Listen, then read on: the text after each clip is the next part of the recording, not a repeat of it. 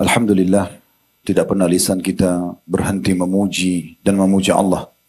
Sebagai seorang muslim kita harus terus menyadari betapa banyak nikmat Allah subhanahu wa ta'ala yang Allah limpahkan kepada kita. Dari bermula kita lahir di muka bumi ini sampai detik ini. Kita berkumpul bersama-sama dalam majelis ilmu ini. Berapa banyak makanan, minuman, oksigen, air, serta kesempatan, peluang, ilmu. Banyak sekali nikmat Allah subhanahu wa ta'ala yang melimpah. Yang Allah sudah memang kekalkan dalam Al-Quran. Wa in ta'uddu ni'matallahi la tuhsuha. Kalau kalian ingin menghitung-hitung nikmat Allah, kalian tidak akan pernah mampu menghitungnya. Dan Allah subhanahu wa ta'ala membolehkan kita menikmati itu semua. Boleh kita menikmati selama memenuhi syarat halalan thayyibah. Dibolehkan dan berkualitas. Serta Allah memerintahkan kita menyempurnakan dengan bersyukur. Dan kita harus banyak berterima kasih kepada Allah subhanahu wa ta'ala sebagai pencipta. Karena Allah mudahkan. Bersyukur itu dengan dua susunan kata ini saja. Alhamdulillah. Dan Allah kekalkan juga dalam firman-Nya, wa idz ta'adzana rabbukum la in syakartum la azidannakum. Ingatlah ketika Tuhan kalian menyeru bahwasanya siapa yang bersyukur maka dia pasti akan tambah. Dan syukur nikmat ini terlalu banyak yang harus kita syukuri, dan kalau kita mau rincikan sulit sekali. Tapi nikmat terbesar Bapak Ibu sekalian adalah kemerdekaan, persatuan dan kesatuan negara kita.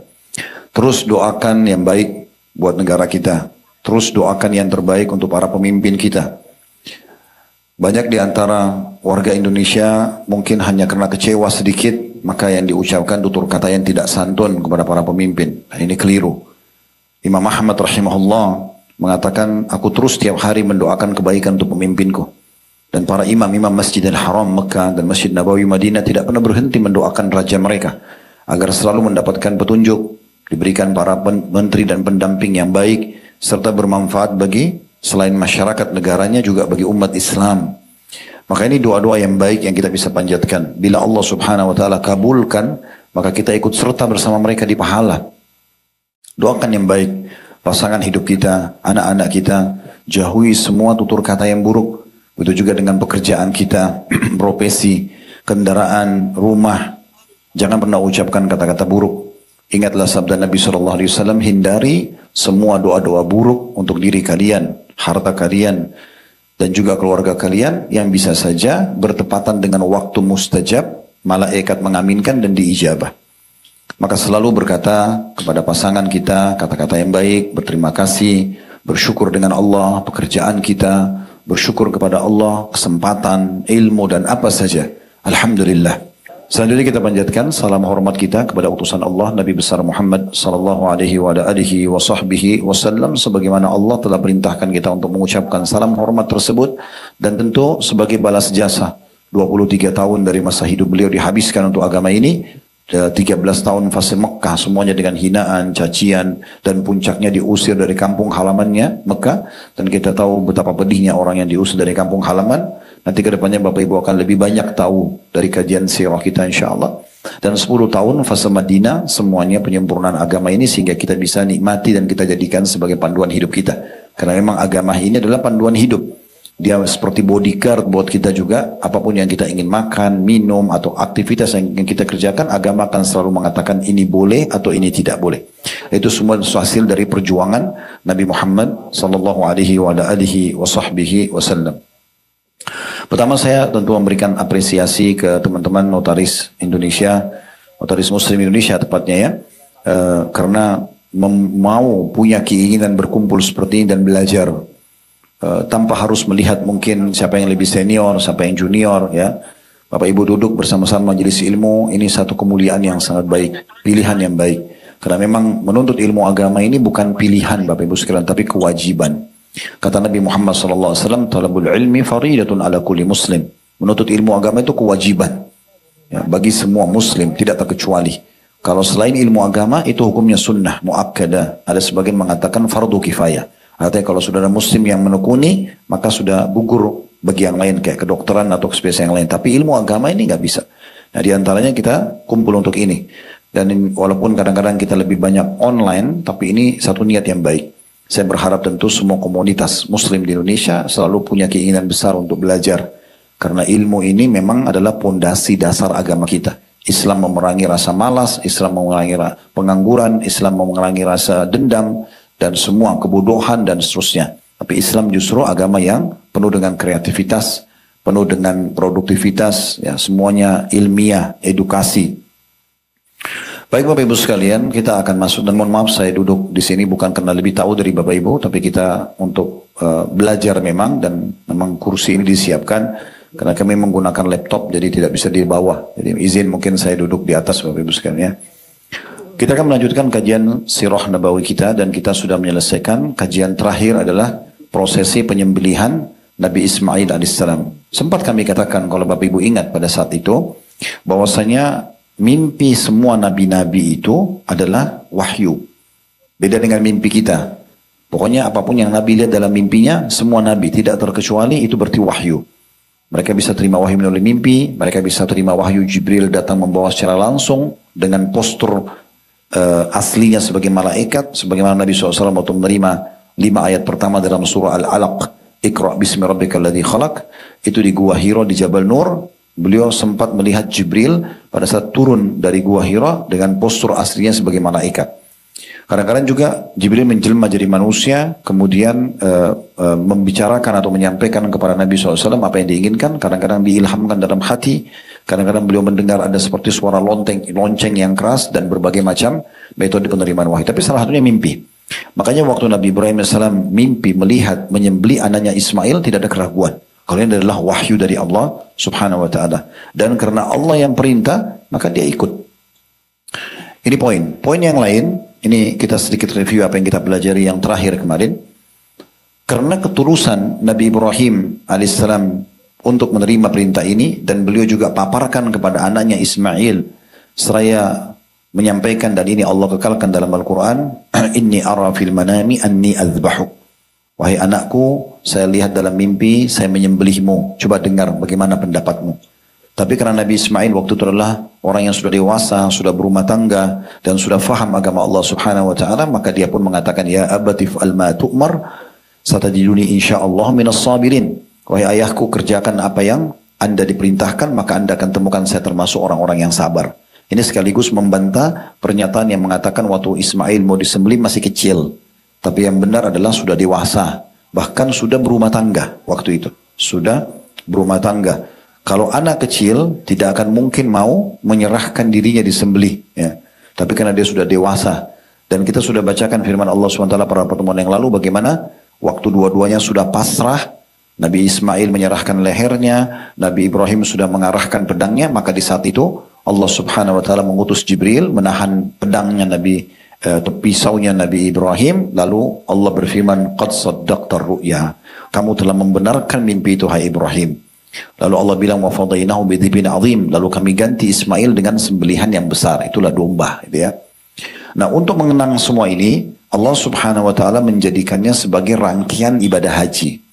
Karena pada saat Nabi Ibrahim alaihissalam menuju ke titik di mana beliau lihat dalam mimpi akan menyembelih Ismail, sementara menuju ke sana di wilayah Mina, itu iblis datang dan menggodanya supaya tidak menjalankan mimpi itu. Dengan berbagai macam bisikan, apa kau tidak kesian sama anakmu, apa kamu begini, apa kamu begitu. Tapi Nabi Ibrahim alaihissalam setiap kali datang godaan itu melempar iblis dengan 7 butir batu. Dilempar 7 butir batu, hilang. Kemudian di titik yang kedua dia datang lagi, dilempar lagi. Ya. Kemudian titik ketiga datang lagi, dilempar lagi. Ya. Makanya ada disyariatkan bagi jemaah haji jumroh. Ya, biasa dikenal dengan melontar syaitan. Nah itu mengenang tentang prosesi bagaimana syaitan menggoda Ibrahim alaihissalam pada saat, atau iblis menggoda Ibrahim alaihissalam pada saat akan menjalankan mimpinya. Nah ini semua yang kita sampaikan pada pertemuan yang lalu kurang lebih ringkasnya. Sekarang kita akan masuk Bapak Ibu sekalian ke poin selanjutnya, masalah kisah pembangunan Ka'bah dan perintah haji. Setelah Nabi Ibrahim alaihissalam sekian lama tidak ketemu dengan Ismail, karena kalau masih ingat pernah saya sampaikan, Nabi Ibrahim setelah meninggalkan Hajar dan Ismail di Mekah, beliau sempat sekian tahun tidak datang ke Mekah. Karena Allah belum perintahkan, tapi beliau tinggal di negeri Syam, tepatnya di Palestina. Dan kedatangan beliau pertama kali setelah beliau meninggalkan Ismail dan Hajar di dekat Ka'bah, itu setelah Ismail menikah. Dan Ibrahim datang, kemudian datang ke rumah Ismail, tapi Ismail lagi keluar berburu. Kemudian sempat Ibrahim menanyakan istri Ismail yang pertama ini, bagaimana kehidupan kalian? Maka semua isinya keluh kesah. Dari istri Nabi Ismail yang pertama ini keluh kesah. Maka Ibrahim mengatakan, nanti kalau suamimu pulang, sampaikan kalau ada seorang tamu bernama Ibrahim yang datang, dan sampaikan kepadanya pesan agar dia mengganti tiang pintu rumahnya. Ya, kalau masih ingat ya, Allahu a'lam. Ya, masih, alhamdulillah. Yang jelas pada saat itu Nabi Ibrahim kembali ke negeri Syam. Kenapa kembali? Karena Allah suruh kembali. Ismail pulang dari berburu tidak ketemu sama ayahnya di saat itu. Maka dia pun pulang ke rumah, tanya istrinya ada tamu atau tidak. Dia katakan ada seseorang bernama Ibrahim. Apa pesannya? Pesannya agar anda mengganti tiang pintu rumah anda. Maka kata Ismail, itu ayahku Ibrahim, dia seorang nabi dan dia perintahkan aku untuk menceraikanmu.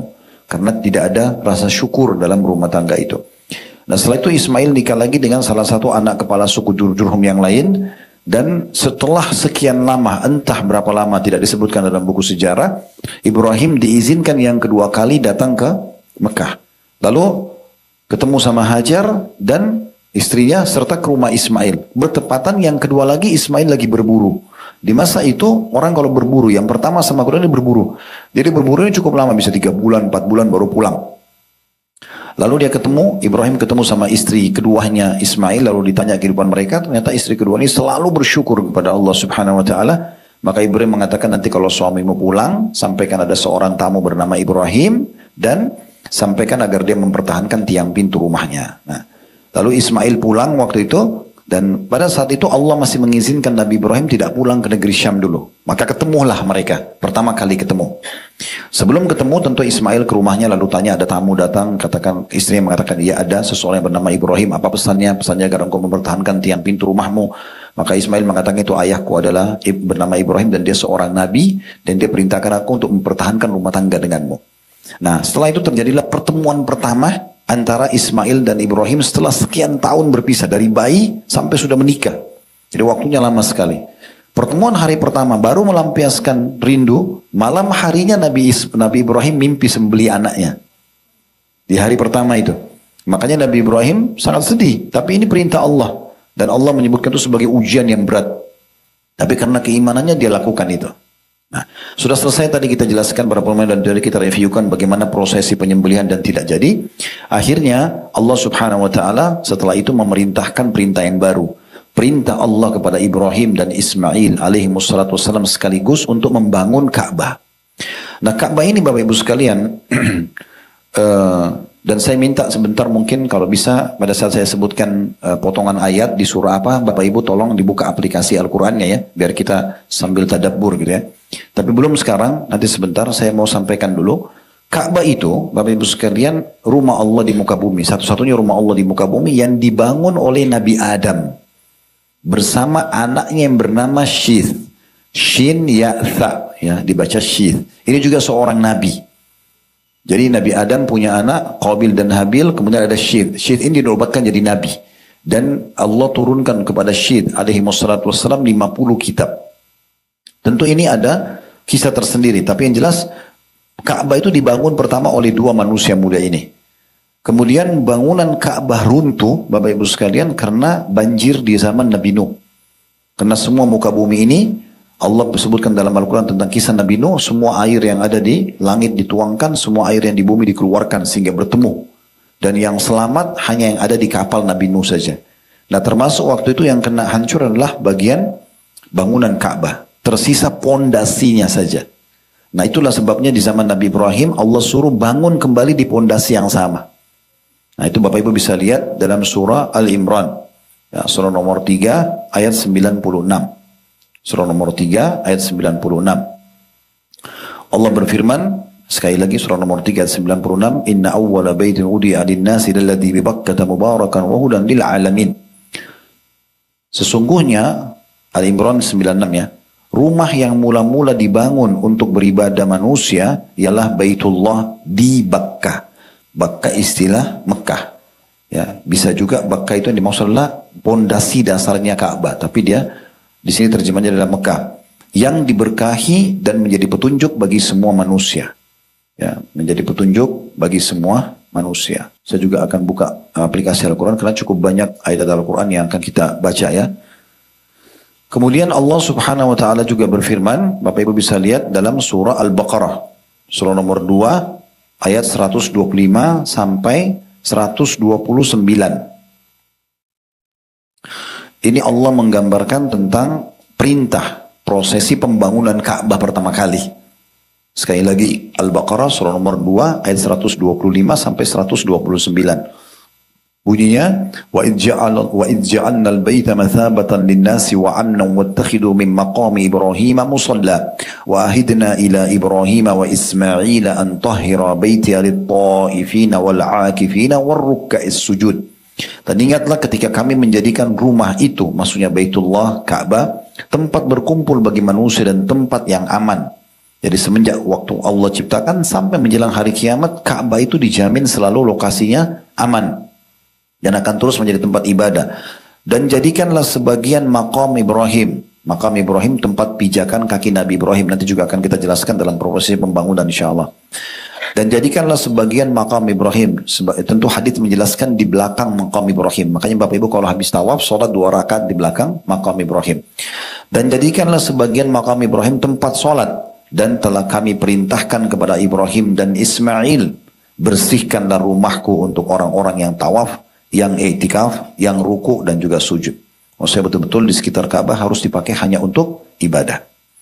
Ayat 126-nya, wa idh qala Ibrahim rabbi ja'al hadha baladan aminan warzuq ahlahu minas thamarati man amana minhum billahi wal yawmil akhir. Qala wa man kafara fa umatti'uhu qalilan thumma attarruhu ila adzabin nar wa bi'sal masir. Dan ingatlah, dalam Al-Quran teman-teman kalau ada kata-kata ingat berarti pelajarilah. Karena kita nggak mungkin mengingatnya tanpa mempelajarinya gitu ya. Ketika Ibrahim berdoa, dan doa ini Ibrahim ucapkan kapan? Pada saat beliau meninggalkan Hajar dan Ismail menuju ke negeri Syam. Kalau masih ingat di awal-awal kajian sirah kita, setelah Nabi Ibrahim menurunkan dan meninggalkan Hajar dan Ismail di dekat Ka'bah, lalu Nabi Ibrahim langsung menuju ke negeri Syam. Hajar sempat mengejarnya. Hai Ibrahim, apa kau meninggalkan kami? Di lembah, tidak ada manusia, tidak ada hewan, tidak ada kehidupan. Maka Ibrahim tetap diam. Kemudian diucapkan lagi oleh Hajar, sambil Ismail jalan dengan untanya, Hajar ikutin. Wahai Ibrahim, apa kau tinggalkan kami di lembah? Gak ada kehidupan, gak ada manusia, gak ada hewan. Allah gambarkan dalam Al-Quran, biwadin gairi dhidra. Di lembah yang tidak ada pohon mati, apalagi pohon hidup. Nabi Ibrahim diam. Yang ketiga kali juga sama. Yang keempat kali lalu Hajar mengatakan, Allahu amaraka bihada. Apakah Allah yang perintahkanmu untuk ini? Kata Ibrahim, iya. Maka Hajar mengucapkan kata-kata mulia, idzan lan yudayyi'ana. Kalau begitu tidak mungkin dia menyia-nyiakan kami. Maka setelah itu terjadilah prosesi Ibrahim pulang. Sementara ke negeri Syam dia berdoa ini. Sementara kisah Hajar dan Ismail sudah kita ceritakan bagaimana Hajar bolak-balik dari Safa ke Marwah, bagaimana Jibril mengepakkan sayapnya keluar air Zam-Zam, bagaimana suku Jurhum keluar dari Yaman, kemudian jadi penduduk Mekah dalam sehari komunitas Mekah terbentuk, ya. Itu sudah kita paparkan semua. Nah di ayat 126-nya ini, itu Allah kembali menggambarkan kepada kita bagaimana Ibrahim waktu pergi ke negeri Syam, dalam kondisi dia sedih tinggalkan istri sama anaknya, dia berdoa ini. Dia mengatakan, ya Tuhanku, jadikanlah negeri ini, maksudnya Mekah, negeri yang aman sentosa, dan berikanlah rezeki dan buah-buahan kepada penduduknya yang beriman di antara mereka kepada Allah dan hari kemudian. Jadi sampai sekarang Mekah itu walaupun tidak banyak pohon, tanaman, buah-buahan, tapi hampir semua buah-buahan ada. Allah berfirman, dan kepada orang yang kafir pun aku beri kesenangan sementara. Kemudian aku paksa ia menjalani siksa neraka dan itulah seburuk-buruk tempat kembali. Maksudnya kalaupun di Mekah ada orang kafir di masa itu, maka Allah juga memberikan dia keberkahan dari keberkahan Mekah itu sendiri. Dia juga akan dapat makan segala macam. Tapi kalau tidak beriman, meninggal dalam keadaan kafir, dia akan masuk ke dalam api neraka. Baik, 127-nya, ini ayat tentang prosesi pembangunan Ka'bah Bapak Ibu sekalian. Wa idh yarfa Ibrahimul qawa'ida minal baiti wa Ismail Rabbana taqabbal minna innaka antas samiul alim. Dan ingatlah, artinya pelajarilah, ketika Ibrahim meninggikan atau membina dasar-dasar Baitullah bersama Ismail alaihi wassalatu wassalam, seraya mereka berdoa, ya Tuhan kami, terimalah daripada kami amalan kami ini, sesungguhnya Engkau lah yang maha mendengar lagi maha mengetahui. Jadi ini setelah ada perintah dari Allah subhanahu wa ta'ala untuk membangun Ka'bah, Maka sementara prosesi pembangunan itu, Nabi Ibrahim dan Ismail terus berdoa kepada Allah. Ini pelajaran penting Bapak Ibu sekalian. Kita kalau sementara sebelum mengerjakan amal, sedang mengerjakan amal, dan sesudahnya selalu berdoa agar Allah terima. Ya, supaya betul-betul Allah memberikan pahala maksimal. Itu dicontohkan oleh kedua Nabi yang muda ini. Mereka mengatakan, ya Tuhan kami, terimalah dari kami amalan ini. Ya sungguhnya Engkau maha mendengar lagi maha mengetahui. Lalu ayat 128-nya, Rabbana waj'alna muslimaini laka wa min dhurriyyatina ummatan muslimatan laka wa arina manasikana wa tub alaina innaka antat tawwabur rahim. Ya Tuhan kami, jadikanlah kami ini berdua orang yang tunduk patuh kepada Engkau, dan jadikanlah di antara anak cucu kami umat yang tunduk juga patuh kepada Engkau, dan tunjukkanlah kepada kami cara-cara dan tempat-tempat ibadah haji kami, dan terimalah taubat kami, sungguhnya Engkaulah yang maha penerima taubat lagi maha penyayang. Dari ayat ini ada 3 faedah besar ya Bapak Ibu sekalian di 128 ini. Pentingnya seseorang selalu mendoakan kebaikan terutama untuk keturunannya, untuk dirinya supaya selalu beriman pada Allah sampai ajal datang, dan doakan keturunan untuk menjadi keturunan yang selalu tunduk dan patuh kepada Allah. Yang kedua, pentingnya kita mempelajari agama Allah supaya kita mengikuti panduan sesuai dengan SOP syariat. Harus kita ikuti. Beribadah harus punya rujukan, punya dalil, ada panduannya enggak? Tidak ada jangan dikerjakan, ada dikerjakan, itu batasannya. Kemudian yang ketiga, pentingnya seseorang untuk selalu bertaubat kepada Allah Subhanahu wa taala. Di sini makna firman Allah Subhanahu wa taala, Nabi Ibrahim dan Ismail mengatakan, dan terimalah taubat kami. Pertanyaan sederhana, dosa apa yang dikerjakan Nabi Ibrahim dan Ismail? Tidak ada. Sementara mereka lagi prosesi bangun Ka'bah. Maksudnya ayat ini adalah, kalau dalam prosesi kami bangun Ka'bah yang Kau perintahkan ini ya Allah, ada kesalahan kami, maka terimalah taubat kami. Ini luar biasa. Jadi termasuk ya bagian yang harus diperhatikan oleh orang-orang beriman, bagaimana mereka selalu memohon maaf kepada Allah kalau seandainya ada ibadah yang dia kurang dalam mengerjakannya. Kemudian 129-nya, Rabbana wab'ats fihim rasulan minhum yatlu alaihim ayatika wa yu'allimul kitaba wal hikmata wa yuzakkihim innaka antal azizul hakim. Ya Tuhan kami, keduanya berdoa, utuslah untuk mereka seorang rasul dari kalangan mereka. Kata sebagian ulama tafsir, ini maksudnya adalah Nabi Muhammad SAW. Karena Nabi Ismail dan Nabi Ibrahim minta agar dikeluarkan dari penduduk Mekah, itu seorang rasul. Dan tidak ada yang datang sebagai rasul setelah Ibrahim dan Ismail alaihissalam di Mekah kecuali Nabi Muhammad SAW.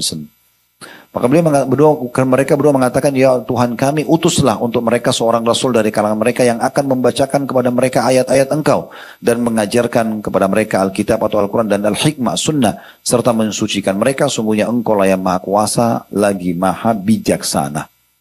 Nah ini yang kita bahas sampai ayat 129 gitu ya. Baik, ayat ini Bapak Ibu sekalian menjelaskan kepada kita tentang adanya prosesi pembangunan Ka'bah itu sendiri. Ibrahim alaihissalam pada saat membangun Ka'bah, ada beberapa hal yang Allah memang kekalkan supaya bisa kita yakin dan mengenang tentang upaya Nabi Ibrahim dalam membangun Ka'bah itu. Karena ini bukan tugas biasa. Ini bukan membangun rumah seorang raja dunia atau presiden atau membangun rumah orang tuanya. Ini membangun rumah Allah yang semua orang akan menjadikannya sebagai petunjuk dan rujukan. Sekarang berapa juta umat Islam yang sujud menghadap Ka'bah, berapa miliar, berapa tahun berjalan, maka semua itu dipanen pahalanya oleh kedua nabi ini. Ini amal yang mulia sekali. Maka Nabi Ibrahim alaihissalam setiap kali mau melihat stabilitas bangunan, beliau mundur ke belakang. Nah, Bung Ibrahim itu supaya lihat ini sudah rata belum? Karena waktu itu Nabi Ibrahim bukan tukang batu. Beliau seorang nabi. Perintah Allah dijalankan, maka dia butuh tahu ini betul nggak, sudah pas nggak gitu ya. Nah setiap kali beliau mundur di satu titik, dan titik ini selalu beliau jadikan sebagai sentral. Itulah yang dikekalkan telapak kaki beliau, dikenal dengan maqam Ibrahim ya. Dan itu Allah kekalkan ya, supaya kita tahu memang yang bangun Ka'bah adalah Ibrahim alaihissalam. Bahkan dijadikan sebagai bagian daripada umroh dan haji. Tawaf itu ada sholat di belakang Maqam Ibrahim. Kalau Bapak Ibu sudah tahu, alhamdulillah. Kalau belum tahu, sholat 2 rakaat di belakang Maqam Ibrahim yang hanya 2-3 menit itu. Rakaat pertama baca Al-Fatihah sama Al-Kafirun. Rakaat kedua baca Al-Fatihah sama Al-Ikhlas. Ini pahalanya sama dengan bebasin satu orang budak dari anak Ismail. Supaya lebih mendekatkan maknanya. Bilal dulu budaknya Umayyah di Mekah. Nanti akan kita bahas dalam kajian kisah kita ke depannya insya Allah. dia budak, Bilal adalah budak Umayyah. Umayyah ini orang kaya Mekah. Lalu dia disiksa karena masuk Islam, yang beli dia adalah Abu Bakar. Abu Bakar tebus kepada Umayyah. Kau mau jual berapa budak ini? Umayyah sebut angka yang sangat besar. Dia kaget, dia pikir Abu Bakar tidak akan bayar. Abu Bakar bayar, ditebus. Nah semenjak penebusan tersebut, Bilal jadi bebas. Berarti semua ibadahnya Bilal dipanen oleh Abu Bakar. Dia jadi muadzin. Bayangkan sekian tahun jadi muadzin Nabi, semua orang yang datang sholat Bilal panen pahalanya. Tapi Abu Bakar panen pahala Bilal. Itu namanya pembebasan budak. Di masa kita sekarang tidak ada budak. Bisa masuk dalamnya adalah tawanan perang. Ditebus dengan zakat kita segala macam. Nah bagaimana caranya kita bisa dapat pahala ini? Salah satunya sholat di belakang maqam Ibrahim. Nah itu dapat pahala itu. Nah ini salah satu. Dan Allah subhanahu wa ta'ala sebutkan di dalam surah Al-Imran ayat 97. Ya, bisa dibuka Al-Imran ayat 97. Tadi sempat kita baca 96-nya ya. Jadi ayat 97 itu menggambarkan tentang maqam Ibrahim ini. Saya bacakan bunyinya. Fihi ayatum bayyinatum maqamu Ibrahim wa man dakhalahu kana amina. Walillahi 'alan nasi hajjul baiti man istata'a ilaihi sabila wa man kafara fa innallaha ghaniyun 'anil 'alamin. Yang artinya padanya, maksudnya di sekitar Ka'bah itu terdapat tanda-tanda yang nyata. Maksudnya tanda-tanda nyata kalau itu adalah perintah Allah subhanahu wa ta'ala. Karena orang selalu ke sana, orang tawaf, ya, orang muliakan. Lalu di antaranya tanda-tanda itu adalah makomnya Ibrahim. Bekas pijakan kaki beliau pada saat melihat stabilitas bangunan Ka'bah. Barang siapa yang memasuki Baitullah, di dalamnya atau di sekitarnya, maka amanlah dia. Dan mengerjakan haji adalah kewajiban manusia terhadap Allah. Yaitu bagi orang yang sanggup mengadakan perjalanan ke Baitullah. Barang siapa yang mengingkari kewajiban haji, maka sungguhnya Allah maha kaya dan tidak memerlukan sesuatu dari semesta alam. Hukum haji, Bapak Ibu saya nanti akan kita masukkan di rangkuman kita setelah menjelaskan perbuatan-perbuatan yang telah dikerjakan Nabi mulia Ibrahim dan Ismail AS. Nanti akan jadi rangkaian haji. Ini wajib yang pertama kali kepada semua muslim dan muslimah. Ya, hukumnya wajib. Sebagaimana umroh yang pertama juga wajib. Dalam pendapat Imam Syafi'i rahimahullah. Ya. Jadi Bapak Ibu sekalian kalau punya kemampuan jangan ditunda-tunda untuk umroh dan haji. Ya. Karena saya lihat kadang-kadang mayoritas jemaah kami yang pergi haji itu sudah berumur. Ya. Masa mudanya di mana? Waktu saya tanya, Bapak sudah pernah haji? Belum. Kemana saja selama ini? Ternyata lebih banyak ke Eropa, ke Amerika, kemana-mana dan lupa tentang kewajiban utama dia. Harusnya pergi haji walaupun sekali seumur hidup. Itu yang wajibnya. Tapi kalau dia bisa ulang-ulangi sangat baik. Karena Nabi SAW memerintahkan kita untuk mengulang-ulangi haji dan umroh. Dalam sabdanya beliau mengatakan, tabi'u bainal haji wal umrah. Rutinkan haji dan umrah itu. Dari umrah ke umrah, dari umrah ke haji, dari haji ke umrah, dari haji ke haji. Fa innahuma yanfiyani al-faqra wad dhunub kama yanfiru al-kiru khabath al-hadidi wal dhabi wal fiddah. Karena keduanya haji dan umrah kalau rutin dikerjakan maka akan membersihkan dan mengikis habis kefakiran dan juga dosa-dosa sebagaimana pandai besi menghilangkan karat dari besi emas dan perak. Walaysa li hajjatil mabrur jazaa'ul jannah. Tidak ada balasan haji yang mabrur kecuali surga. Baik, ini tentang masalah ya, adanya maqam Ibrahim. Setelah selesai pembangunan Ka'bah ini, ya, Allah atau Nabi Ibrahim alaihissalam dan Nabi Ismail terus berdoa. Tadi sudah kita bacakan Al-Baqarah 127. Ya Allah, terimalah ini dari kami. Lalu Allah Azza wa Jalla memanggil dan memerintahkan Ibrahim setelah bangun Ka'bah selesai untuk menyeru manusia datang mengerjakan ibadah haji. Sempat Ibrahim berkata kepada Jibril alaihissalam dalam beberapa riwayat, "Wa ma yablughu sauti?" Sampai di mana suaraku? Karena Allah perintahkan Nabi Ibrahim sendiri, waktu itu tidak ada media kayak kita sekarang mungkin bisa di-share, bisa diangkat di media, semua orang dunia bisa lihat. Nabi Ibrahim sendiri di Mekah. Gimana caranya dia panggil orang satu dunia ini yang beriman untuk datang haji? Maka Jibril mengatakan, ma'alaika illal balad. Tugasmu hanya menyampaikan, wahai Ibrahim. Maka Ibrahim AS naik ke atas sebuah gunung yang dianggap paling tinggi oleh beliau. Kemudian beliau menyeru untuk orang-orang datang mengerjakan ibadah haji. Dan Allah subhanahu wa ta'ala menyampaikan suara Ibrahim AS terdengar oleh semua orang beriman di saat itu. Maka semuanya berlumba-lumba datang untuk mengerjakan ibadah haji. Bapak Ibu bisa lihat dalam surah Al-Hajj. Memang Allah namakan surah Al-Hajj, surah nomor 22. Nah, surah nomor 22 di ayatnya 26 sampai 29. Di ayat 26-nya Allah berfirman, Al-Hajj, Wa idh bawwa'na li Ibrahim makanal baiti alla tusyrik bi syai'an wa tahhir baiti lit-ta'ifina wal-qa'imina war-ruk'a'is sujud. Dan ingatlah, maksudnya pelajarilah ketika kami memberikan tempat kepada Ibrahim di tempat Baitullah dengan mengatakan, janganlah kamu memperserikatkan atau mempersekutukan sesuatu pun dengan aku, dan sucikanlah rumahku ini bagi orang-orang yang tawaf, orang-orang yang beribadat, dan orang-orang yang ruku dan sujud. Maksudnya Allah berfirman kepada Ibrahim, disampaikan oleh Jibril tentang masalah ini, perintah mensucikan Ka'bah dan juga memudahkan orang ruku, sujud dan seterusnya. Lalu ayat 27-nya ini perintah Allah agar memanggil manusia haji. Wa'adzim fin nasi bil haji ya'tuka rijalan wa ala kulli damirin ya'tina min kulli fajjin 'amiq. Dan berseruhlah hai Ibrahim kepada manusia untuk mengerjakan haji, niscaya mereka akan datang kepadamu dengan berjalan kaki dan mengendarai unta yang kurus yang datang dari segenap penjuru jauh. Jadi maksudnya ayat ini menjelaskan Nabi Ibrahim panggil, suaranya disampaikan ke seluruh dunia, dan saking jauhnya orang-orang yang datang dan terjangkau suara Ibrahim, sampai mereka menunggangi unta karena untanya kurang bekal sampai jadi kurus waktu tiba di Mekah. Ini yang dimaksudkan. Tujuannya ayat 28-nya adalah liyashhadu manafi'a lahum wa yadhkuru ismallahi fi ayyamin ma'lumatin ala ma razaqahum min bahimatil an'am faqulu minha wa atimul ba'isal faqir. Semua itu supaya mereka, manusia yang beriman, menyaksikan berbagai manfaat bagi mereka, dan supaya mereka menyebut nama Allah pada hari yang telah ditentukan atas rezeki yang telah Allah berikan kepada mereka berupa binatang ternak. Maksudnya mereka haji termasuk itu untuk bersyukur kepada Allah Subhanahu wa taala, dan kita tahu ada ibadah kurban dari prosesi tadi tidak jadinya disembelih Ismail oleh Ibrahim alaihi wassalam. Maka makanlah sebagian darinya dari hewan kurban itu, dan sebagian lagi berikanlah kepada untuk dimakan oleh orang-orang yang sengsara dan juga orang fakir. Terakhir ayat 29-nya, "Tsummal yaqdu tafathahum wal yufu nudurahum wal yattawafu bil baitil atiq."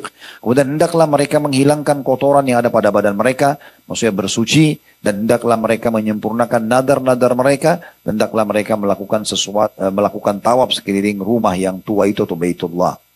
Saksi bahasan kita adalah di sini bagaimana Allah Subhanahu wa taala menyebutkan, disuruh Ibrahim menyuruh manusia agar datang dan beribadah untuk mengerjakan ibadah haji. Setelah itu tentunya mulailah manusia datang dan mengerjakan ibadah haji, dan pada masa itu semua manusia yang datang ke Mekah yang beriman, mereka bertauhid kepada Allah, Bapak Ibu sekalian. Tidak ada kesyirikan sama sekali. Dan dari semua rangkaian yang kita sudah sampaikan dari pertemuan yang lalu dan sekarang, inilah rangkaian ibadah haji. Dimulai dari bagaimana Nabi Ibrahim dan Nabi Ismail salam, gitu kan? Dimulai daripada Hajar waktu sa'i jalan antara Safa dan Marwah untuk mencari air, lalu menemukan air Zamzam, ada ibadah sa'i. Ditemukan air Zamzam, ada ibadah minum air Zamzam. Kemudian Nabi Ibrahim membangun Ka'bah untuk dimuliakan dan hanya jadi kiblat. Kemudian juga tawaf, keliling, ruku dan sujud, sholat di sana. Kemudian prosesi penyembelian yang tidak jadi tadi, maka ada ibadah kurban. Semua ini menjadi satu rangkaian daripada ibadah haji sendiri. Tentu kalau saya ringkaskan Bapak Ibu sekalian, haji itu 6 hari. Haji itu 6 hari. Dari tanggal 8 Zulhijjah sampai 13 Zulhijjah. Ini haji. Wajibnya 4 hari, sunnahnya 2 hari. Tapi semua rangkaian kalau Bapak Ibu mau sempurna 6 hari. Tanggal 8 dikenal dengan hari Tarwiyah, ini hukumnya sunnah. Biasanya travel-travel kita nggak masuk di sini. Mereka tetap di penginapan. Tapi sayang sekali. Kalau kami di Uhud Tour, memang kami sempurnakan semua. Tanggal 8 juga jemaah haji masuk. Jadi di sini Bapak Ibu niat di hotelnya masing-masing. Niat labbaik Allahumma hajjan. Ya Allah, aku jawab panggilanmu untuk haji. Nah, pada saat kita ucapkan itu, Bapak Ibu sekalian, kita pakai baju ihram, ibu-ibu pakai lengkap. Dari kerudung kepala sampai kaos kaki. Yang terbuka hanya wajah dan telapak tangan. Bapak-bapak pakai 2 lembar kain ihram yang tidak boleh berjahit. Disulam biasanya ya. Dan Nabi SAW menggunakan warna putih. Satu di bawah, satu di atas. Dan di saat itu bapak-bapak tidak boleh tutup kepala. Tidak boleh pakai pakaian dalam. Tidak boleh pakai celana dalam. Tidak boleh pakai kaos dalam. Ya. Kemudian juga tidak boleh pakai sepatu yang menutupi mata kaki. Ya. Ini laki-laki sedikit banyak peraturan-peraturannya kalau sedang ihram. Ya.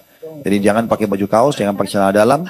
Cuma pakai 2 lembar kain ihram itu. Pada saat Anda sudah, sebelum niat ya, nanti kalau sudah niat itu menjadi larangan, malah mutlak gitu ya. Tidak boleh tutup kepala dengan yang melekat di kepala seperti kopiah, topi pet, atau kain ihram kalau kita rasa panas. Tapi kalau jauh dari kepala seperti payung boleh. Kalau jauh dari kepala gitu ya. Kemudian tidak boleh pakai sepatu yang menutup mata kaki. Pernah Nabi SAW melihat ada sahabat lakukan, Nabi suruh potong sepatunya supaya mata kakinya kelihatan. Maka paling aman pakai sendal. Paling lama pakai sendal. Dan kalau sudah kita berihram, yang sudah niat, Bapak Ibu ada larangan-larangan. Tidak boleh pakai wangi-wangian, termasuk pakai sabun, ya, pakai tisu basah. Kalau sudah niat, ya, tidak boleh mencabut bulu di badan secara sengaja. Tidak boleh memotong kuku, ya. Kalau sebelum berihram, sebelum niat, sunnahnya memang mandi, pakai sampo sama sabun, gunting kuku, ya. Kalau laki-laki ditambah dengan mencukur kumis. Tapi setelah niat, maka tidak boleh lagi. Kita harus jaga. Jadi Bapak Ibu kalau ingat, kalau lagi umroh, lagi haji, kalau sudah lagi dalam kondisi ihram, masuk kamar hotel, jangan sampai pakai sabun, maaf kalau cebok atau mandi. Boleh kita segarkan lagi badan kita dengan mandi, tapi hindari wangi-wangian ini. Kalau ada yang mengatakan, tapi Ustaz kan ada sabun sama sampo yang tidak wangi. Saya pernah lihat ada jemaah haji kami, tahun lalu kebetulan hajinya, dia bawa dari Indonesia ini, ternyata saya cium masih wangi. Lebih baik dihindari saja gitu ya. Hanya sebatas pakai ihram. Nanti selesai ibadahnya, dia boleh mandi dengan menggunakan wangi-wangian lagi. Nah, kemudian juga ada larangan, tidak boleh lagi suami istri rafath. Rafath itu mengucapkan kata-kata yang menuju ke hubungan biologis. Gandengan boleh. Ya kalau lagi tawaf, lagi sa'i. Tapi kalau sudah mengarah ke biologis nggak boleh. Ya. Janji-janjian, kode-kodean nih nanti malam gini nggak boleh. Ya. Itu ya. Jadi lagi ihram nggak boleh. Kemudian juga tidak boleh Bapak Ibu sekalian memburu hewan darat. Mungkin sekarang tidak berlaku ya, tapi ini hukum dulu berlaku. Karena di masa dulu orang pergi Mekah itu main unta sama kuda. Dan mereka kalau kehabisan bekal tengah jalan, mereka berburu kelinci, mereka berburu kambing rusa. Nah itu kalau lagi ihram tidak boleh. Dalam surah Al-An'am Allah sebutkan itu. Tapi sekarang sudah tidak berlaku tentunya buat kita ya. Nah ini ada larangan-larangan ihram yang harus kita jaga tentunya. Dan kalau ada orang, kalau rafath saja mengucapkan kata-kata yang menuju ke biologis nggak boleh, berarti biologisnya lebih tidak boleh. Kalau orang biologis sementara ihram, batal ibadah haji ataupun umrohnya. Dia harus ulangin lagi. Plus kalau haji itu dia tambah menyembeli unta. Ya. Jadi memang ada larangan-larangan gitu ya, yang tidak boleh. Baik, tanggal 8 Bapak Ibu pakai ihram di kamar hotel, baca labbaik Allahumma hajjan, lalu menuju ke Mina. Ya. Tarwiyah ini, itu diistilahkan Bapak Ibu sekalian karena umumnya musim haji itu panas, sedikit panas. Biasanya orang ambil air, dipercikin di padang pasir supaya panasnya berkurang. Nah ini dikenal dengan tarwiyah. Makanya tanggal 8 dibilang hari tarwiyah karena mendinginkan lokasi itu dengan air gitu ya. Kemudian kita masuk ke Mina itu sebelum duhur. Sebelum duhur. Sebenarnya Bapak Ibu kalau bayar paket haji itu sudah masuk include kemah Bapak Ibu makan dan minum. Ya. Jadi kami sarankan kalau pilih travel, usahakan kalau haji masuk tanggal 8. Di tanggal 8 itu di Mina, yang kita lakukan ibadah haji itu, sholat duhur di waktu duhur 2 rakaat. Sholat asar di waktu asar 2 rakaat. Jadi tidak dijamak, tapi dikasar, dipangkas. Duhur di waktu duhur 2, asar di waktu asar 2. Di antaranya Bapak Ibu boleh tidur, boleh makan, boleh berzikir ya. Yang penting kita nginap di Mina.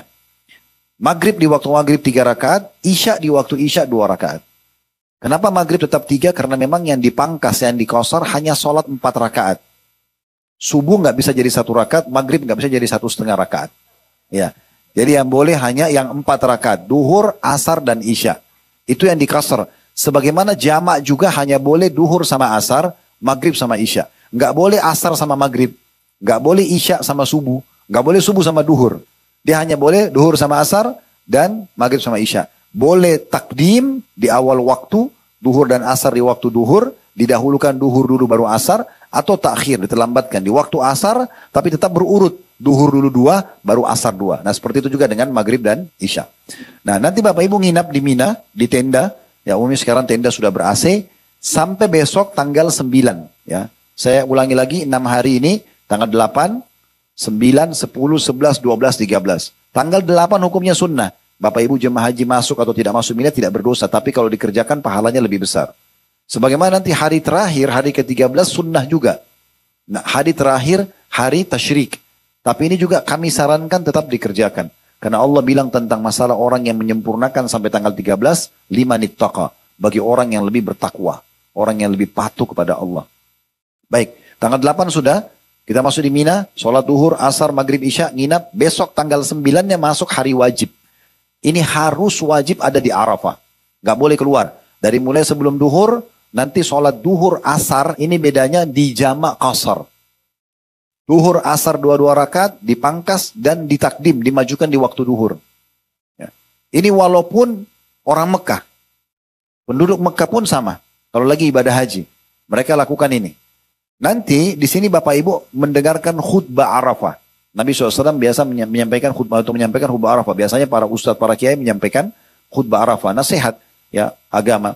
Kemudian sampai Bapak Ibu habis dengar khutbah sholat duhur dan asar, kemudian mungkin ada tanya jawab atau apa, intinya makan siang, habis itu istirahat sebentar, habis asar sampai terbenam matahari ini doa. Bukan lagi saatnya ngobrol, mulai masuk waktu asar sampai terbenam matahari. Kalau misalnya asar jam 4, maghrib jam 6, 2 jam itu Bapak Ibu jangan ngobrol sama siapapun di Arafah. Karena kata Nabi SAW, doa yang paling afdal doa Arafah. Doa Arafah. Kalau ada Bapak Ibu yang tanya, Ustaz, di Arafah nanti habis asar, mana lebih baik? Saya berdoa atau saya baca Quran? Walaupun baca Quran mulia, tetap kami mengatakan berdoa. Mana lebih baik? Zikir atau saya berdoa? Tetap lebih baik dia berdoa. Karena Nabi SAW bilang, doa paling afdal itu di Arafah. Di Arafah. Dan ini puncak haji. Makanya kata Nabi SAW, Al-Hajju Arafah. Haji itu adalah Arafah. Haji itu adalah Arafah. Ya, ini penting sekali untuk digarisbawahi Bapak Ibu sekalian ya. Dan jangan banyak sibukkan kita dari makan, minum terus-menerus. Boleh, bukan tidak boleh. Tapi bolak-balik cemilannya akhirnya bolak-balik juga ke WC. Ya. Dan banyak ngobrol, banyak tidur. Arafah lewat. Padahal Arafah ini waktunya sangat terbatas. Kata Nabi SAW, di hari Arafah, keutamaannya itu Allah Azza wa Jal turun ke langit bumi, kemudian mengatakan kepada para malaikatnya, lihatlah hamba-hambaku itu datang dalam kondisi berdebu karena mengharapkan rahmatku. Maka kalian semua jadi saksi, kalau hamba-hambaku ini memiliki dosa, penghuni Arafah ini, memiliki dosa sejumlah butiran pasir di muka bumi, atau sejumlah tetesan air hujan, atau sejumlah tetesan air, pasir, atau buih di lautan. Maka aku sudah bersihkan semua, aku maafkan semua. Lalu Allah berfirman kepada orang yang hadir di Arafah, bubarlah dari sini wahai hamba-hambaku dalam kondisi dosa kalian diampuni, dan juga orang-orang yang kalian berikan syafaat. Jadi siapa yang didoakan oleh teman yang lagi haji di Arafah itu dimustajab. Ya, diijabah oleh Allah Subhanahu wa taala. Jadi Arafah ini mahal banget. Makanya orang yang pergi sana Bapak Ibu sekalian sudah niat haji ya. Walaupun dia sakit di rumah sakit selama belum meninggal, pemerintah Saudi siapin ambulan dibawa ke Arafah. Walaupun dalam kondisi diinfus, pakai ihram. Karena kalau dia hadir di Arafah berarti dia haji. Gitu ya. Nah ini sampai terbenam matahari. Bapak Ibu jangan keluar sebelum terbenam matahari. Ya syarat dari Nabi SAW adalah terbenam matahari. Di tanggal 9 ini ya. Setelah terbenam matahari, semua jemaah haji pergi ke Muzdalifah. Lokasi yang ketiga. Di Muzdalifah ini kita mabit, menginap. Ya. Dan kita sunnahnya sholat maghrib isya digabung jamak ditakhir. Diterlambatkan di waktu isya. Jadi kalau di Arafah ini tadi dimajukan duhur asarnya. Kalau malamnya di Muzdalifah diterlambatkan. Nabi SAW terlambatkan sholat maghrib isya di Muzdalifah. Lalu beliau istirahat malam itu. Waktu istirahat karena seharian tadi ibadah di Arafah. Ini namanya Muzdalifah. Boleh juga fatwa sebagian ulama meninggalkan kalau sudah lewat pertengahan malam. Terutama kalau ada kaum wanita, ada orang tua, ada anak-anak itu dibolehkan gitu ya. Kalau mau lebih afdal sampai sholat subuh di Muzdalifah. Ini tanggal 9. Tanggal 10-nya ya, itu Idul Adha. 10 itu adalah Idul Adha. Dikenal juga dengan hari nahar. Hari nahar atau hari adha. Dan di sini Bapak Ibu sekalian jemaah haji melakukan salah satu dari 3 kegiatan. Tapi yang paling dasar hari itu adalah Jumrah Aqabah. Ya tadi melontar itu. Tempat lontar ini ada 3. Sugra, wusta, dan Aqabah atau kubra. Kecil, sedang, besar. Nah di hari Idul Adha Bapak Ibu lempar 1 titik saja. Aqabah, 7 butir batu. Batu kecil ya, kerikil kecil. Jangan lempar batu besar, lempar sepatu, ada yang lempar kayu. Gitu kan. Ini mengikuti sunnah Nabi Ibrahim alaihissalam. Dengan bertakbir Allahu Akbar 1 batu. Allahu Akbar yang kedua. Dan Bapak Ibu sudah tahu belum keutamannya nih. Melontar jumrah. Kata Nabi SAW, melontar jumrah, 1 batunya akan menggugurkan 1 induk dosa besar. Jadi kalau kita melontar hari nahar itu, hari Idul Adha itu, 7 butir kan hari itu berarti 7 dosa besar kita bersih. Nah kemudian kita menuju ke Mekah di Ka'bah, tawaf ifadah, tawaf wajibnya haji, tawaf dan sa'i. Setelah itu Yang haji tamattu menggabungkan umroh sama haji atau haji kiron menggabungkan umroh sama haji, ini Bapak Ibu sekalian berkurban, menyembelih hadyu, hewan. Kalau Bapak Ibu sudah sempurnakan tiga-tiganya tadi, jumrah aqabah atau dan Bapak Ibu tawaf ifadah wajibnya haji, ini semua berkumpul di hari Idul Adha ya. Dan Bapak Ibu juga sudah menyembelih, maka boleh tahallul. Cukur rambut, buka baju ihram, pakai baju biasa saja. Pakai baju biasa. Semuanya sudah halal, termasuk hubungan suami istri. Tapi syaratnya 3 hal tadi harus dipenuhi. Ya. Nah setelah itu Bapak Ibu di Idul Adha ini, itu Bapak Ibu pergi, misalnya pun kalau kayak kami biasa, kami ajak jemaah dulu kembali ke hotel, mereka gak mandi segala bersih-bersih karena sudah bebas dari ihram. Lalu mereka nanti kita bawa kembali ke Mina. Nah mulai tanggal 10 Idul Adha, 11, 12, 13 semuanya di Mina. 4 hari ini semua di Mina. Nah di sini nanti sama tadi waktu hari Tarwiyah, duhur di waktu duhur 2 rakaat, asar di waktu asar 2 rakaat, maghrib di waktu maghrib 3 rakaat, isya di waktu isya 2 rakaat. Nginap tuh tanggal 10. Tanggal 11, tanggal 12 dan tanggal 13 melontar saja kerjanya. Melontar. Tapi melontarnya 3 titik. Kecil, sedang, besar. 7, 7, 7. Ini kita melontar yang paling afdol setelah zawal. Setelah waktu duhur. Memang sedikit panas tapi ini yang paling afdol. Ya. Bapak Ibu keluar setelah sholat duhur. 2 rakaat keluar dari kemah menuju ke jumroh. Gitu ya. Bagian tidak mampu sakit ibu-ibu bisa titipin kepada jemaah. Nanti dilontarin juga bisa. Kalau mau ikut lontar sendiri bagus gitu ya. Di sini kita lontar 3. 7 batu butir ya kerikil. Kita baca Allahu Akbar 7 kali di titik yang kecil. 7 kali titik yang besar, 7 kali titik yang sedang, 7 kali titik yang besar. Kalau kita gabung berarti 21 batu hari itu. Artinya 21 batu berarti 21 dosa besar. Dibersihkan di tanggal 11 Zulhijjah hari pertama tasyrik. Tanggal 12 juga sama. Jumrah juga. Nah kalau ada jemaah haji di tanggal 12 sudah mau keluar dari Mina, dia mau selesaikan hajinya, yang wajib saja dia mau kerjakan, dia bisa dikenal dengan nafar awal. Nafar awal. Ini boleh, tapi Bapak Ibu keluar dari Mina sebelum terbenam matahari. Kalau mau lebih baik, Bapak Ibu lanjut sampai tanggal 13. Sempurnakan. Biasanya dari tanggal 12 ke 13 ini kemah sudah kosong, karena orang pada buru-buru keluar. Nah, kami biasa tinggal terus sampai tanggal 13. Nah, tanggal 13 juga jumroh sama. Melontar 3 titik. Nah, setelah itu ibadah hajinya selesai. Kalau ada yang tanya, Ustadz, lalu kenapa orang kalau pergi haji waktunya lama? Kalau pemerintah bisa sampai reguler bisa 40 hari. Kalau ONH Plus atau swasta biasanya 21 hari. Kecuali Bapak Ibu request sendiri, saya cuma mau 12. Biasanya sih minimalnya itu antara 9 sampai 12 hari minimal. Itu karena memang di sana mereka jual paket itu, hotel, itu satu paket Bapak Ibu sekalian. Jadi memang Anda cepat atau lambat, tetap aja bayarnya sama. Maka lebih baik kita perbanyak ibadah di sana. Nah kurang lebih seperti itu. Ini rangkaian ibadah haji penjelasannya. Karena memang sampai di sini di kajian sirah kita sudah tidak ada lagi lanjutan tentang masalah haji. Kita akan pindah nanti di poin yang lain yaitu awal mula munculnya kesyirikan di Mekah. Awal mula munculnya kesyirikan di Mekah. Setelah Nabi Ibrahim dan Nabi Ismail AS menerapkan syariat Allah di Mekah, terus saja orang-orang Mekah bertauhid dan semua jemaah haji datang bertauhid. Tidak ada sama sekali penyembahan berhala, tidak ada syirik kepada Allah. Ya, itu berjalan sampai keduanya meninggal dunia.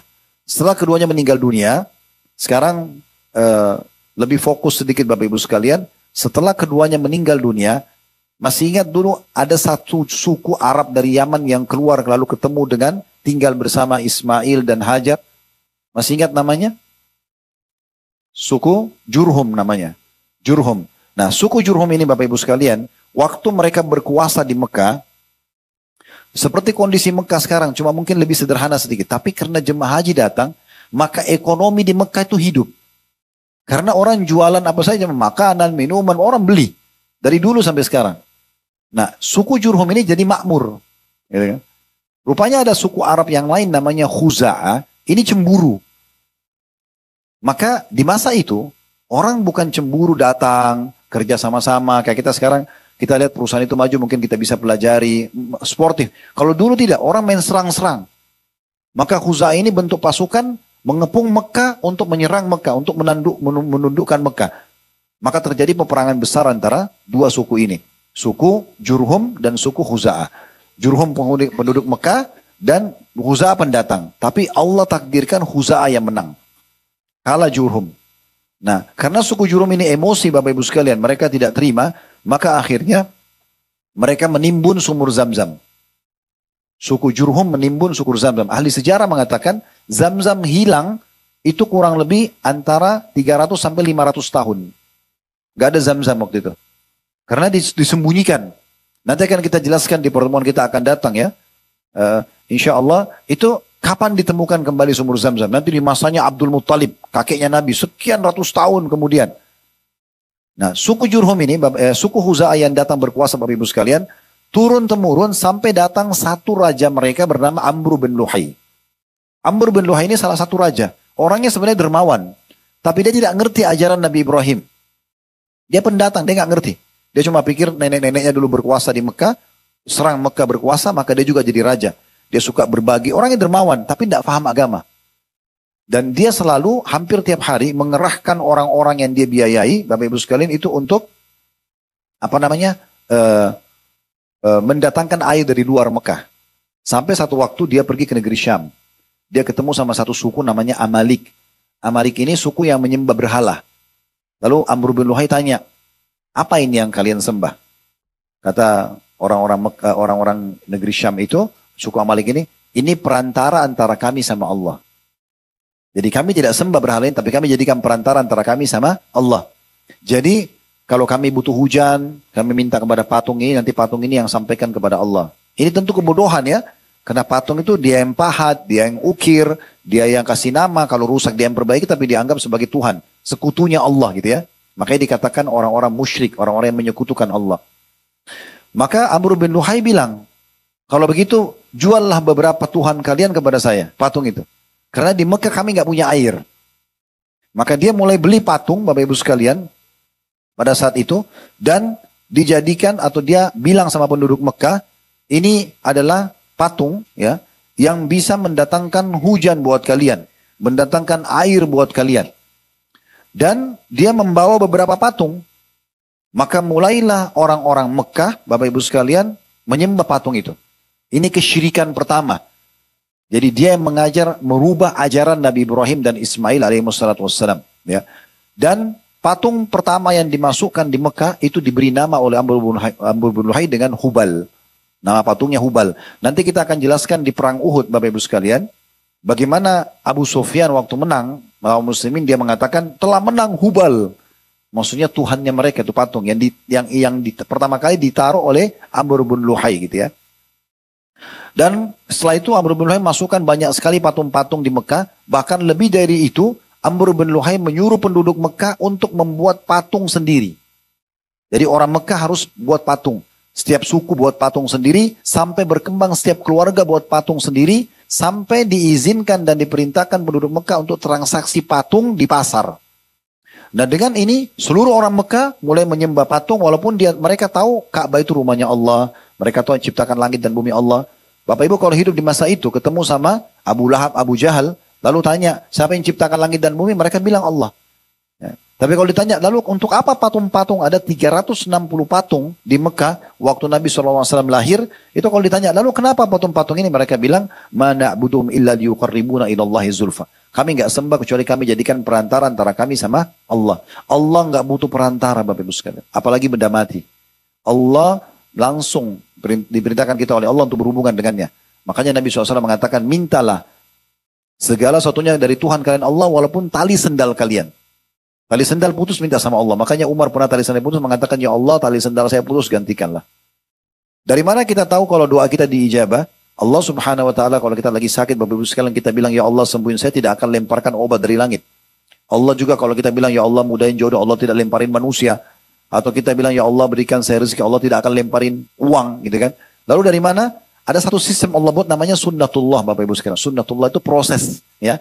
Misal contoh kita lapar, kita bilang ya Allah hilangin lapar saya. Tidak tiba-tiba laparnya hilang. Allah mudahin kita dapat makanan, kita kunyah dulu, ditelan di tenggorokan, diproses usus baru laparnya hilang. Nah itu namanya sunnatullah sistem.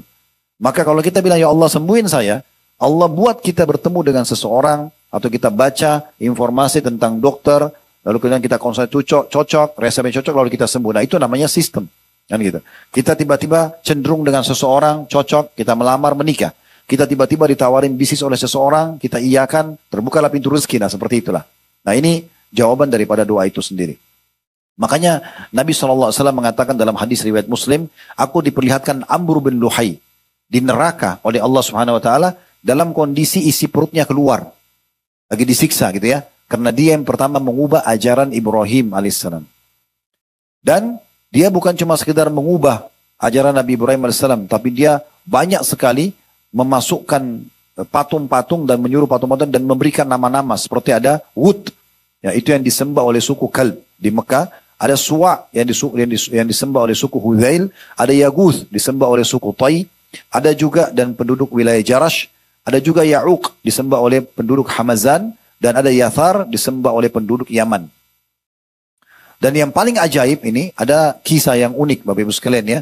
Mungkin kalau saya lihat waktunya sepertinya kita tutup dengan kisah ini karena ini sedikit panjang, tapi ada kisah dua patung namanya Isaf dan Na'ilah. Kalau belum pernah dengar, ini nama Isaf dan Na'ilah.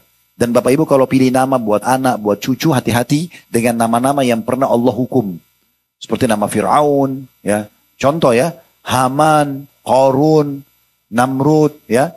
Hati-hati. Atau di masa kita mungkin ada orang yang meninggal dalam keadaan kafir, jelas kalau meninggal dalam keadaan masuk neraka. Nggak boleh dipakai namanya, hati-hati. Ya. Kita pakai nama-nama kita, nama-nama Islam, karena itu berbahaya ya. Nah ada kisah Bapak Ibu sekalian, dari semua patung yang ada di Mekah itu, ada dua patung yang agak unik. Namanya patung Isaf dan Na'ilah. Isaf ini patung laki-laki, Na'ilah patung perempuan. Ini sebenarnya bukan patung. Tapi dua manusia yang Allah kutuk. Dua manusia yang Allah kutuk. Ya. Ceritanya adalah Isaf sama Na'ilah ini saling suka Bapak Ibu sekalian. Penduduk Yaman. Maka Isaf ini, laki-laki ini melamar Na'ilah dari orang tua Na'ilah. Tapi ditolak. Nah, waktu itu perjalanan yang jauh dan jauh dari keluarga adalah haji. Maka keduanya pergi haji.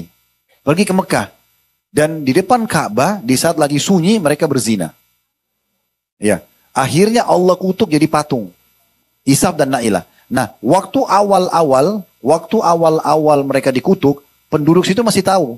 Maka ditaruhlah Isaf di Bukit Safa, ditaruh Na'ilah di Bukit Marwah untuk jadi pelajaran. Ini loh kalau orang buat maksiat depan Ka'bah hukumannya begini.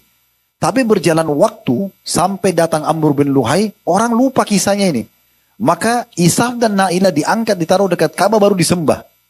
Nah, ini luar biasa gitu. Mereka tidak faham tentang masalah bagaimana kisah Isaf dan Na'ilah. Ini kejahilan. Dan kenapa waktu di Mekah Bapak Ibu sekalian dinamakan dengan masa jahiliyah? Karena memang pada saat itu Bapak Ibu sekalian mereka sangat bodoh. Ya, sangat bodoh. Kebodohannya itu kebodohannya itu bukan melampaui batas. Mereka menyembah patung. Kan patung itu seperti yang saya bilang. Patung itu kan semua yang buat manusia. Dibentuk sama dia. Dia yang bentuk matanya. Dia yang ukir-ukir. Dia yang warnahin. Dia yang pikul ke tempat yang dia mau sembah. Kalau rusak dia perbaiki. Lalu dipanggil Tuhan. Ngomong nggak bisa. Bantu nggak bisa. Nggak bisa berikan manfaat dalam Taurat. Ini bahaya sekali. Dan di masa kita sekarang banyak orang tidak sadar terjerumus dengan hal yang sama walaupun bukan patung. Sebagai contoh. Mereka bilang dalam sholatnya, Iyyaka na'budu wa iyyaka nasta'in. Hanya kepadamu Allah kami menyembah, hanya kepadamu kami minta tolong. Tapi selepas sholat pergi kuburan sebelah masjidnya, minta-minta. Loh, tadi komitmen hanya kepadamu ya Allah itu mana? Kuburan Bapak Ibu sekalian dalam Islam, kita disunnahkan Nabi datang ziarah. Salam, doakan. Nah itu kita yang disunnahkan Nabi SAW. Nabi sering ulangi ke Baqi, ke kuburan syuhada Uhud gitu ya. Tapi tidak pernah Nabi ambil tanahnya, tidak pernah Nabi taruh air, disitu diambil keberkahan, itu tidak pernah ada dalam sejarah. Kalau Bapak Ibu melihat kuburan Nabi Muhammad SAW itu ada di dalam kamarnya Aisyah. Kenapa kuburan Nabi dalam kamar Aisyah? Karena semua Nabi-Nabi dikubur di tempat mereka meninggal. Beda sama kita. Kita meninggal di rumah, tetap dibawa ke pemakaman. Kalau Nabi-Nabi nggak begitu. Meninggal di situ dikubur.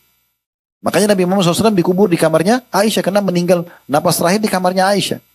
Jadi Aisyah itu ini ranjangnya, itu kuburan Nabi. 30 tahun lebih. Nabi meninggal tahun 11. Aisyah masih hidup setelah itu di masa Abu Bakar. Abu Bakar berkuasa 11 sampai 13 Hijriah.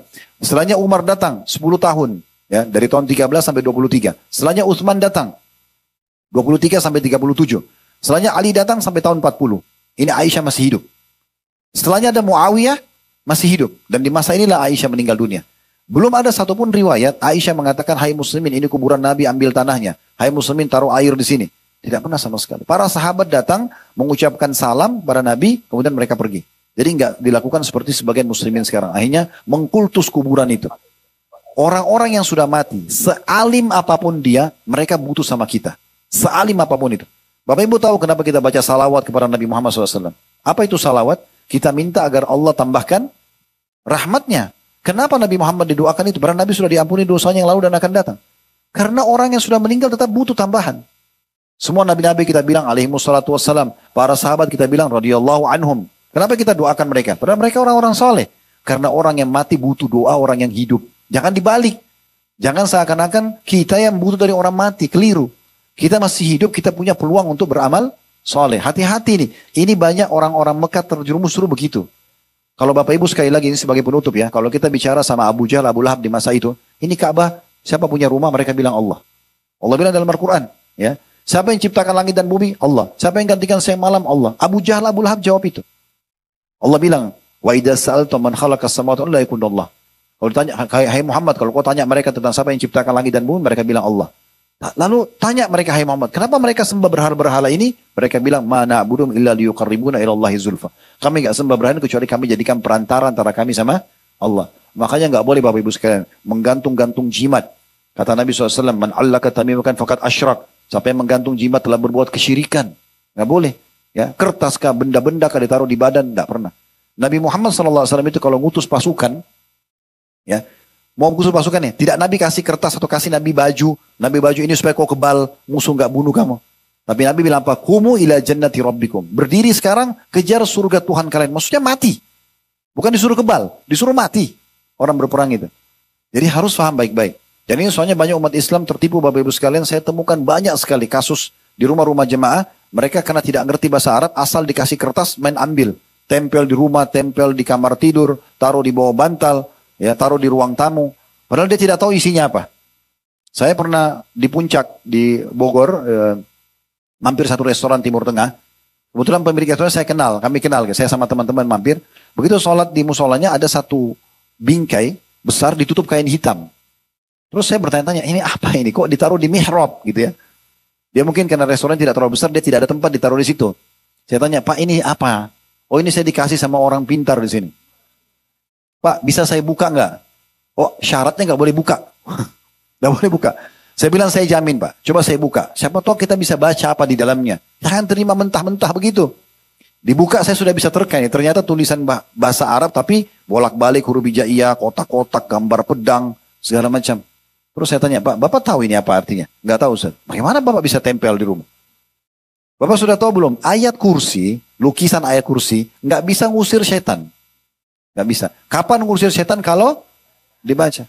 Mau bukti kalau setan itu tetap ada. Kalau Bapak Ibu nggak bisa tidur malam, coba baca Quran. Ngantuk nggak? Ada setan berarti nggak? Itu. Sedangkan baca Quran setannya masih ada. Apalagi cuma tampil lukisan, nggak bisa. Apalagi bahasa Arabnya nggak jelas. Itu. Hati-hati, saya pernah di Irian. Waktu itu saya bilang, Bapak ini nggak ada manfaatnya. Bapak mau untung bisnisnya, saya juga berbisnis. Saya ajarin caranya. Mau Pak, mau. 3 syarat penuhi. Yang pertama, modalnya halal. Yang kedua, sistemnya halal. Yang ketiga, produknya halal. Selesai. Modal, sistem, sama produk halal, halal. Selesai. Rezeki datang kok itu. Itu dicontohkan Nabi, contohkan Abu Bakar, contohkan Abdurrahman bin Auf, contohkan semua sahabat. Nggak perlu datang ke dukun-dukun, minta kertas, minta ini pasang patung kucing. Ya. Itu kan keyakinan orang non-muslim panggil-panggil rezeki. Nggak ada begitu-begitu dalam Islam. Ini contohnya gitu ya. Saya juga tambahkan sebagai bodoh, saya pernah diundang sama satu pengusaha di Irian waktu itu. Maksudnya saya ceramah, tapi habis itu dipanggil sama seorang pengusaha. Dia bilang, Ustaz, waktu saya cerita tentang masalah begini-begini, kertas-kertas yang banyak huruf hijaiyah, karena tidak ngerti bahasa Arab, main dianggap berkah saja. Ustaz tadi coba Ustaz sampaikan itu cuma Ustaz ke rumah ke toko kami. Ayah saya ada tempel kertas di kamarnya dia di toko itu. Saya tidak ngerti apa. Baik, saya datang ke sana. Saya dapat itu kertasnya Bapak Ibu sudah butek, coklat tua, ya, dan sudah cukup udah mau robek kertas itu. Tulisan bahasa Arab.